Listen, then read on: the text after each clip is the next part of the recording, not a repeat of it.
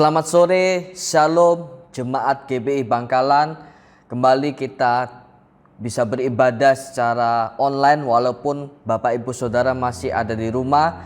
Tapi kita percaya, tetap yakin bahwa Tuhan Yesus hadir di setiap rumah Bapak Ibu Saudara. Mari Bapak Ibu Saudara, saya ajak kita bersama satukan hati kita. Kita mau menyembah Tuhan, memuji Tuhan. Mari kita berdoa. Tuhan, kami bersyukur kepada Engkau sore hari ini. Sungguh karena kemurahan dan kebaikan Tuhan, Engkau melayakkan setiap kami Tuhan, untuk kami dapat memuji, menyembah Engkau Tuhan, untuk kami dapat kembali beribadah kepadamu Tuhan. Biarlah kami selalu mempermuliakan Engkau, meninggikan Engkau di sepanjang hidup kami. Kami siap Tuhan beribadah kepadamu dengan hati kami. Kami mau siap memuji dan menyembah Engkau Tuhan. Terima kasih Tuhan. Dalam nama Tuhan Yesus kami berdoa dan mengucap syukur. Haleluya. Amin. Mari katakan bersama dengan saya, Yesus kau sungguh. Yesus kau sungguh baik. Yesus namamu indah. Yesus, ku cinta kau selalu, ku tinggikan, ku agungkan selamanya. Katakan Yesus, Yesus, kau sungguh baik. Yesus, namamu indah. Cinta kau selalu, ku tinggikan, ku agungkan selamanya. Ku mau memujimu, ku selalu pujimu. Ku mau menyembahmu, ku selalu sembahmu. Kau yang layak terima semua pujian, kemuliaan hanya bagi Tuhan. Mari katakan, pujikan Yesus, kau sungguh baik. Yesus, kau sungguh baik. Yesus, namamu indah. Yesus, ku cinta kau selalu, ku tinggikan, ku agungkan selamanya. Yesus, kau sungguh baik. Yesus, kau sungguh baik. Yesus, namamu indah. Yesus, ku cinta kau selalu, ku tinggikan, ku agungkan selamanya. Ku mau memuji, ku mau memujimu, ku selalu pujimu. Ku mau menyembahmu, ku selalu sembahmu. Kau yang layak terima semua pujian, kemuliaan hanya bagi Tuhan. Ku mau memujimu, ku mau memujimu, ku selalu pujimu. Ku mau menyembahmu, ku selalu sembahmu. Kau yang layak terima semua pujian, kemuliaan hanya bagi Tuhan. Mari Bapak Ibu angkat tangan, kita katakan, ku mau memujimu, ku selalu pujimu. Ku mau menyembahmu, ku selalu sembahmu. Kau yang layak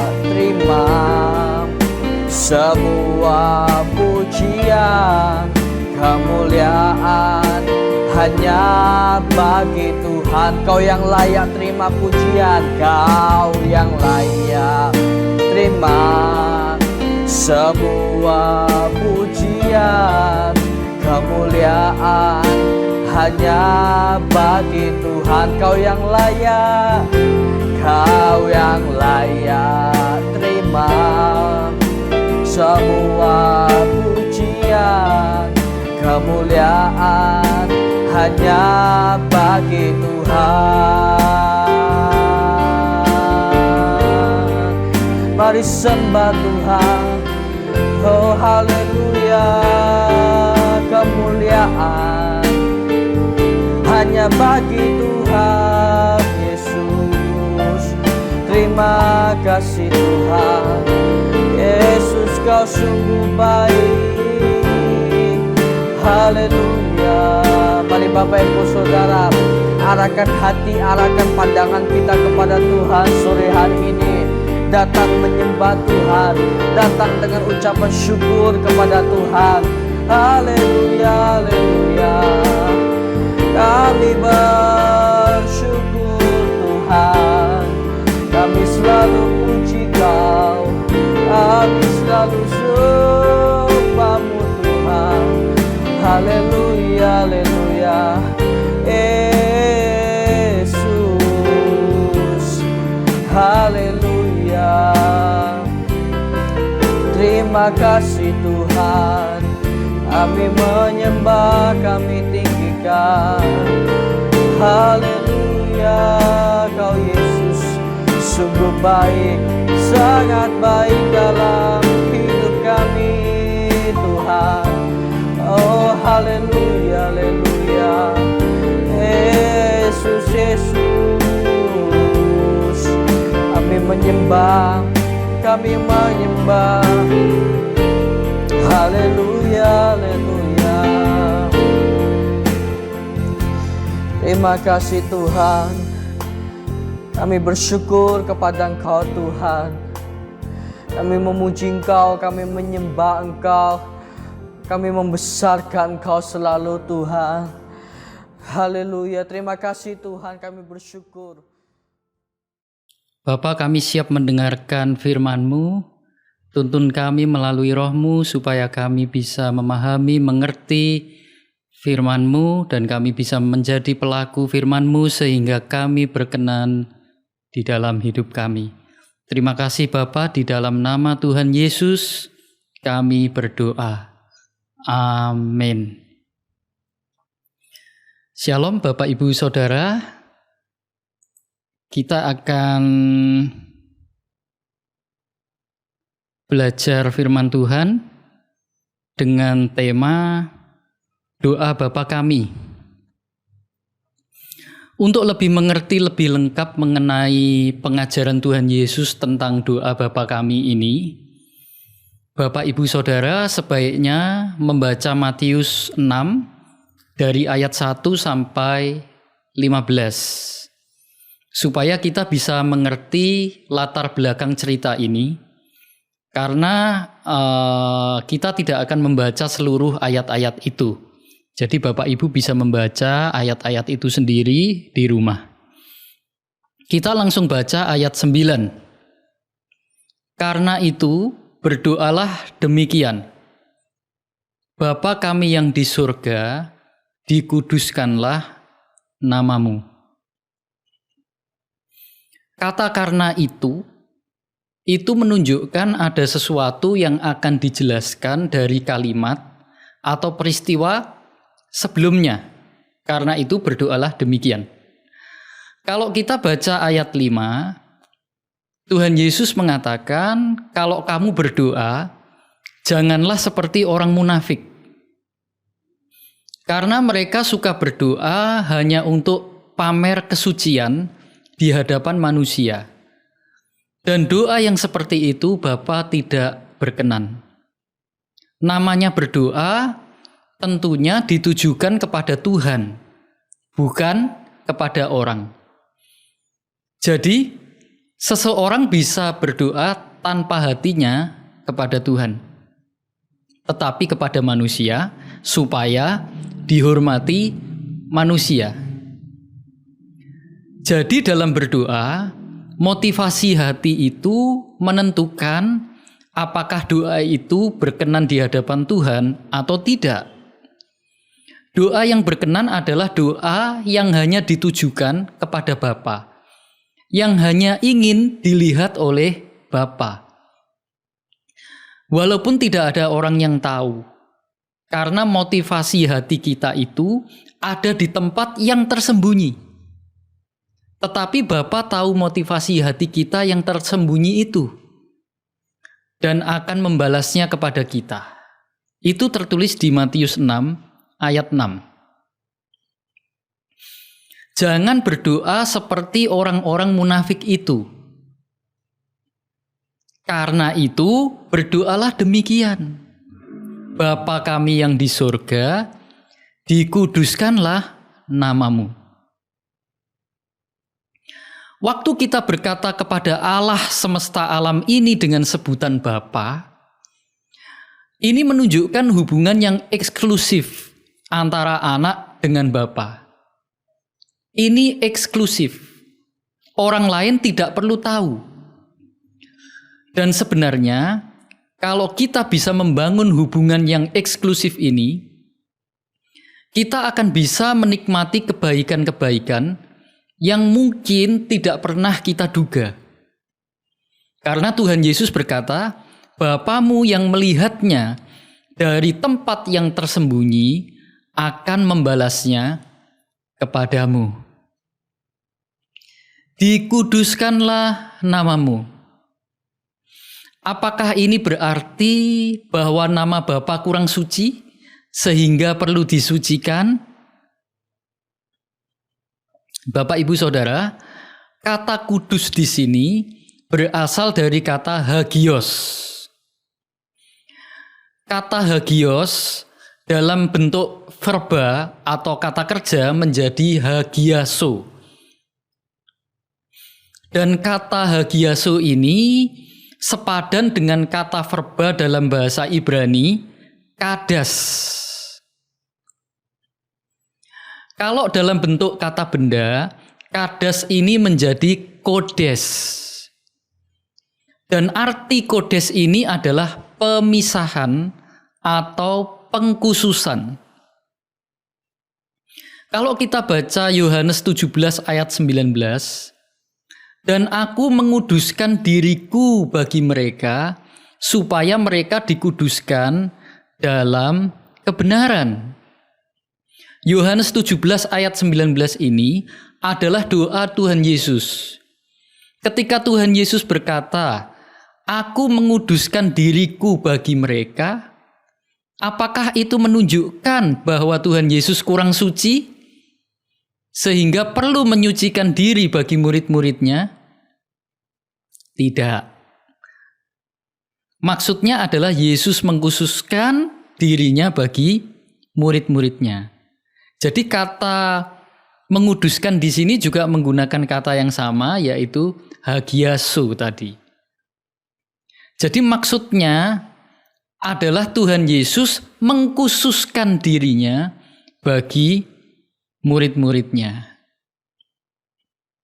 Begitu pula dalam Matius 7 ayat 9 ini, kata dikuduskanlah namamu itu berarti pemisahan atau pengkhususan. Janganlah kamu berdoa seperti mereka, seperti orang-orang munafik itu.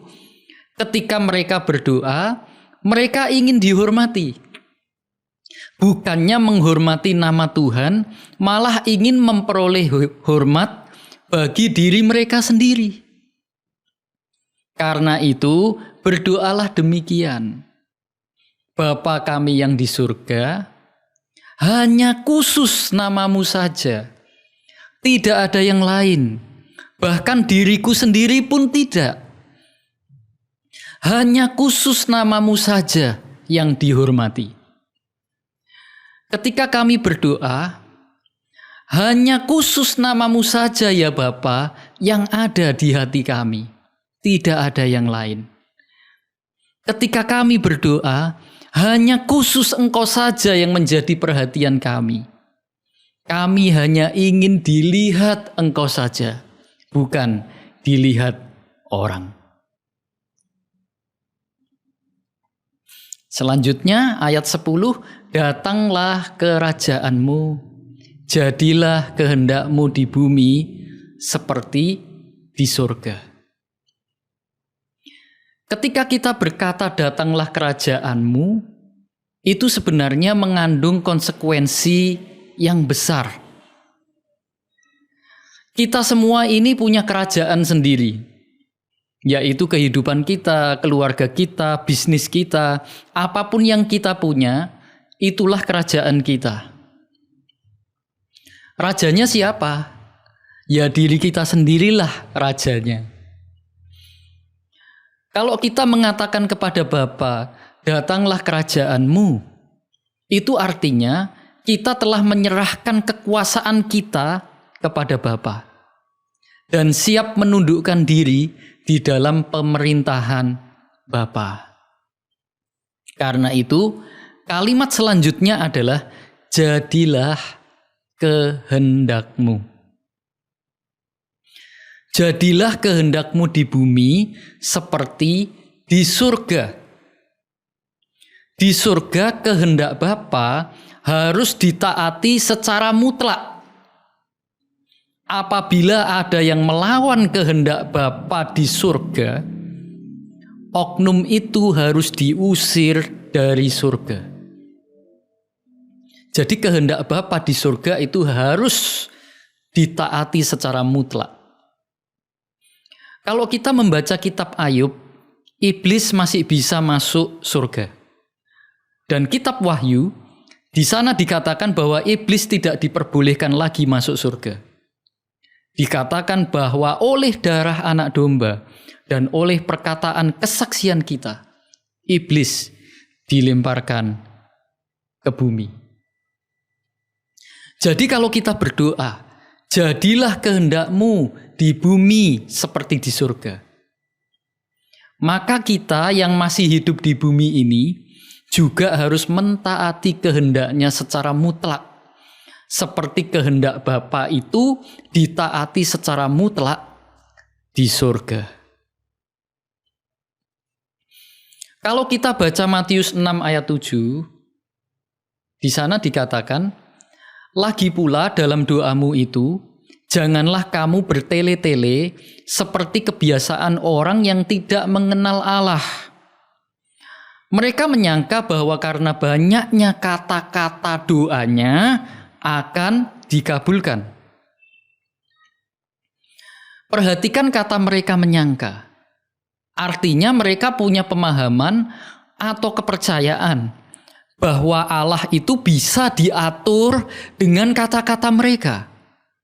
Karena mereka percaya kalau kata-katanya benar dan banyak, maka itu akan membuat Allah mengabulkan doa mereka.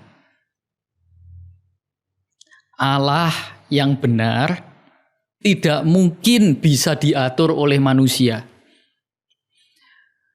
Doa pun tidak bisa mengatur Allah.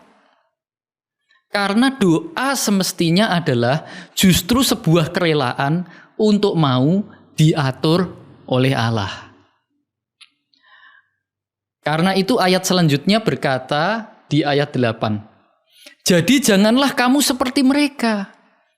Karena Bapamu mengetahui apa yang kamu perlukan sebelum kamu minta kepadanya. Dalam hal pengabulan doa, percayalah bahwa Bapa itu tahu semua yang kita perlukan dan Dia menyediakan yang kita perlukan. Karena itu berdoalah, ayat 11, berikanlah kami pada hari ini makanan kami yang secukupnya. Dengan meminta kepada Bapa yang secukupnya adalah sikap percaya bahwa Bapa tahu semua yang kita perlukan. Dia tahu apa yang kita gumulkan, apa yang kita alami, apa yang kita rasakan. Dengan meminta secukupnya adalah sikap percaya bahwa Bapa akan memberikan segala sesuatu yang kita perlukan. Dan itu merupakan sikap percaya bahwa kita tidak akan kekurangan. Ketika kita berdoa, berikanlah kami pada hari ini. Artinya adalah berarti kita harus berdoa setiap hari. Pada hari ini berikanlah kami makanan kami. Jadi besok juga berdoa pada hari ini. Itu artinya setiap hari kita harus berdoa. Matius 6 ayat 11. Berikanlah kami pada hari ini makanan kami yang secukupnya. Pertanyaannya, apakah kita tidak perlu bekerja? Tadi sudah kita sebutkan bahwa doa itu tidak bisa mengatur Allah. Tetapi kita harus tunduk kepada aturan Allah. Allah itu punya hukum-hukum kehidupan. Dan kita harus tunduk kepada hukum itu. Kalau kita melawan hukum itu, maka kita akan menerima konsekuensinya. Misalnya hukum alam, contohnya hukum gravitasi.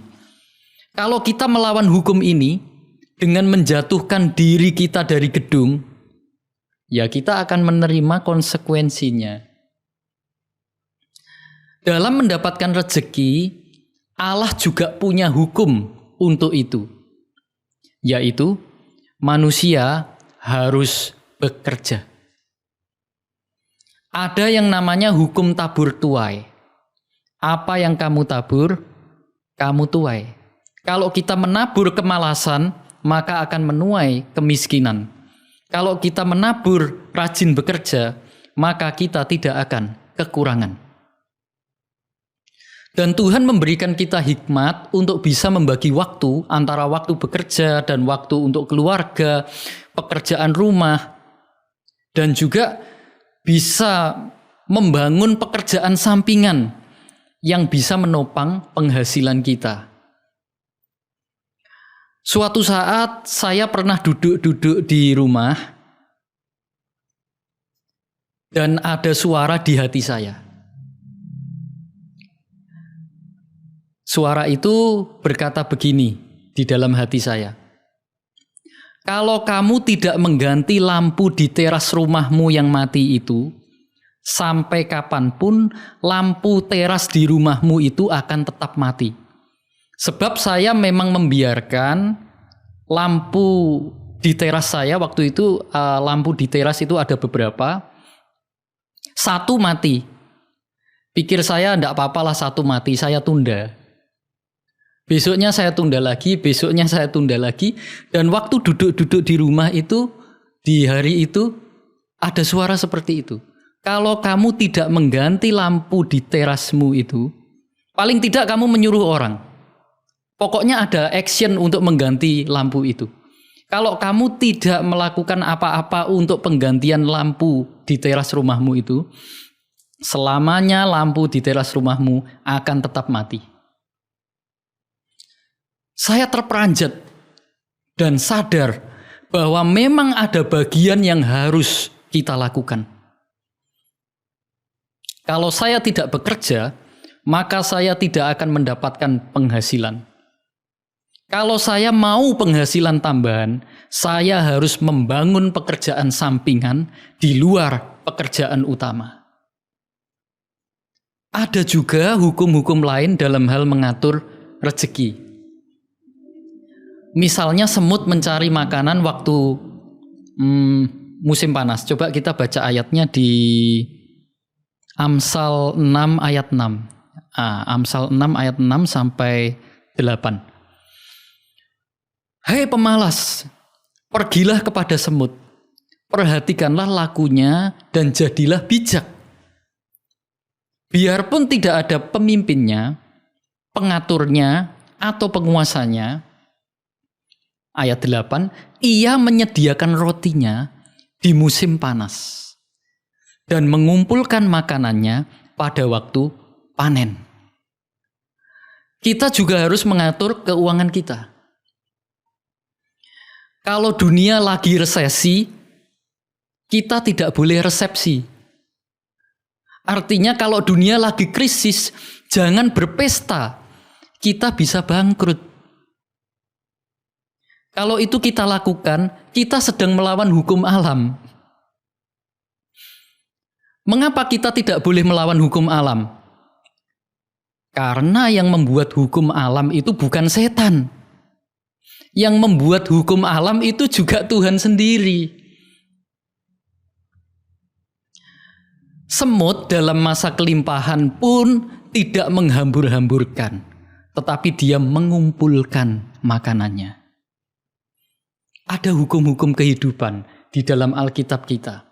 Juga ada hukum-hukum dalam mendapatkan rezeki. Itulah sebabnya kita harus mempelajari Alkitab dari Kejadian sampai Wahyu. Sebab di dalamnya ada hukum-hukum kehidupan. Jadi yang pertama, doa itu tidak untuk mengatur Tuhan. Tetapi doa itu justru untuk menemukan kehendak Tuhan. Yang kedua, di dalam doa ada tanggung jawab yang harus kita lakukan. Berikanlah kami pada hari ini makanan kami yang secukupnya. Ada tanggung jawab di dalamnya. Di dalam doa itu ada tanggung jawab. Tuhanlah yang menyediakan semua peluang untuk kita bisa mendapatkan rezeki. Tanggung jawab kita adalah menggarap peluang itu. Matius 6 ayat 12.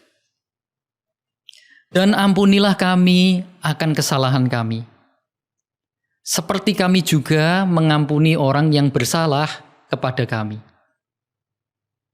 Di dalam poin yang kedua tadi, di dalam doa ada tanggung jawab yang harus kita lakukan.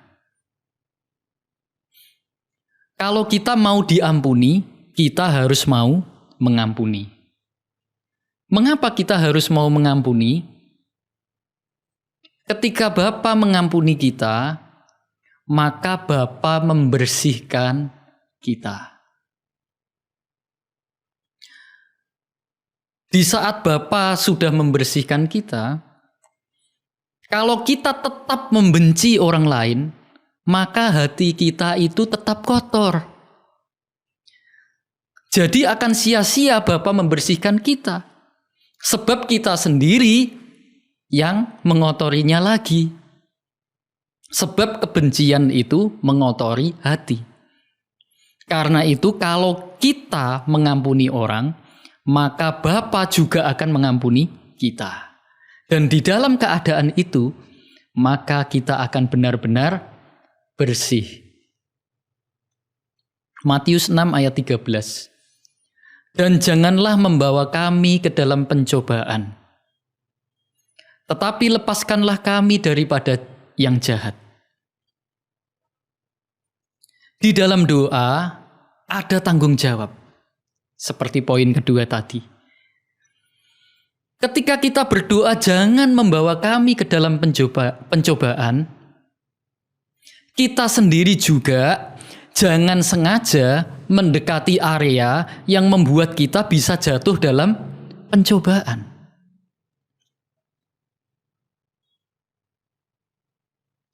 Tuhan akan menyediakan tiang awan dan tiang api. Tetapi kita jangan keluar dari perlindungan tiang awan dan tiang api itu. Ayat selanjutnya. Karena engkaulah yang empunya kerajaan dan kuasa dan kemuliaan sampai selama-lamanya. Amin. Ya, kami mengakui hal itu dan menundukkan diri kami dalam otoritas-Mu ya Bapa. Sebab memang Engkau yang empunya kerajaan dan kuasa dan kemuliaan sampai selama-lamanya. Amin. Ada 2 poin yang bisa kita dapatkan dalam berdoa. Yang pertama, doa itu bukan untuk mengatur Tuhan, Tapi doa itu justru adalah kerelaan kita untuk menundukkan diri dan mau diatur oleh Tuhan. Dan doa adalah sarana yang dibuat untuk kita bisa menemukan kehendak Tuhan. Sehingga kita bisa menjadi pelaku firman yang melakukan kehendak Bapa. Yang kedua, di dalam doa itu ada tanggung jawab. Ada bagian yang harus kita lakukan di dalam doa yang kita katakan itu. Amin. Tuhan Yesus memberkati. Bapa, kami mengucap syukur untuk firman-Mu. Berikan kami semua pengertian untuk bisa mendalami firman ini, sehingga kami bisa mengalami doa yang benar. Dan melalui doa itu, kami bisa menikmati kerajaan-Mu hadir di dalam hidup kami. Terima kasih Bapa, di dalam nama Tuhan Yesus kami berdoa. Amin.